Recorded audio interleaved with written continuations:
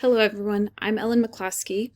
I've been married to my husband Andrew over here on the right for almost 3 years. We have a very happy golden retriever named Clive and a red heeler named Ace who spends all of his time trying to harass our cattle.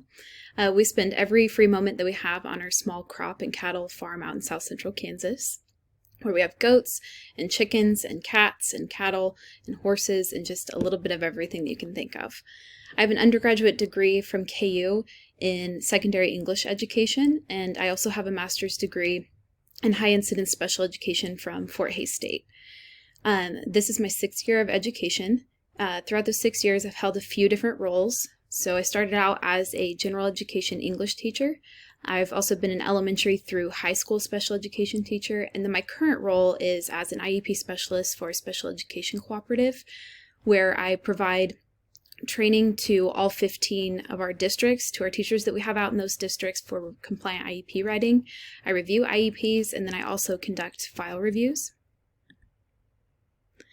When thinking of the question of what's the school leader's role in creating inclusive culture, I really liked this quote from the DeWitt article about creating an inclusive school culture, just about that it really does start with that school leader. So whether we like it or not, administrators are responsible for creating that inclusive school culture. So that school leader either makes or breaks it in a building, and it's very easy. It's something that you can recognize right away. I've had the privilege of working in a few different districts, and so that's something that you pick up on as soon as you walk into a building on whether there is an inclusive culture or not. And you can see it just in the way that the students and the staff behave, in the way people treat each other, and you see it in the staff's willingness to collaborate and students' engagement. And so it's the single most important piece of creating that cohesive and effective learning environment for all students. And so if that doesn't exist, I liked some of the ideas that New Zealand Ministry of Education put out there, and so 3 of the ones that stuck out to me were knowing all of your learners, keeping expectations high for all students, and building relationships with all students to create that inclusive culture. School leaders can provide a large amount of resources for encouraging advocacy for all of their staff, and it does go back to that piece of it's going to start with the school leader. And I liked this quote, especially at the end, where it says it should be something that's happening simultaneously and naturally. So advocacy should be something that's a natural practice throughout a building, and it needs to start with that school leader. So the school leader needs to ensure that the teachers are provided with training to really put in play that inclusive culture, and they need to understand what that true inclusion looks like. And they need to be provided the opportunity to collaborate with students and other staff members to provide students those inclusive learning environments that fit their personalities and fit their learning styles. And then that gives the students the ability to feel empowered and be able to advocate for themselves.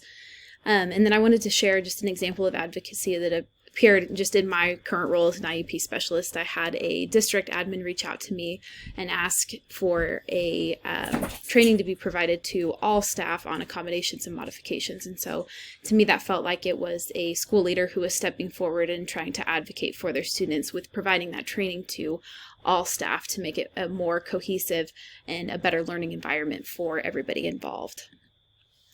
There are many different plans and strategies that can be implemented by a school leader for equitable treatment. I liked some of the ones that I pulled from 2 different articles with that academic support, preparing teachers, curriculum, creating respectful school communities, respectful school climates. I think that it really does start from the school leader.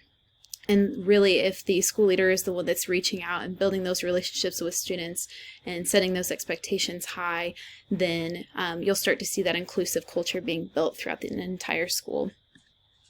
And then changing negative assumptions is going back to starting with that school leader. So if that school leader has negative assumptions about inclusive culture, then it's going to spread throughout the entire building. So if we're able to flip that and provide the training from the school leader, and the school leader being the example for the entire staff of seeing the positive side of inclusive culture, then that's also going to spread throughout the entire building. And so I liked the quote from the video about Not everybody's going to work the same way, and not this way or that way is right or wrong, but it's just different, and you have to figure out what works for your own community. And so there's many different plans and strategies that school leaders can implement, and they have to make sure that their staff is buying into it to foster that inclusive culture. I appreciate you all watching, and I look forward to learning more about all of you.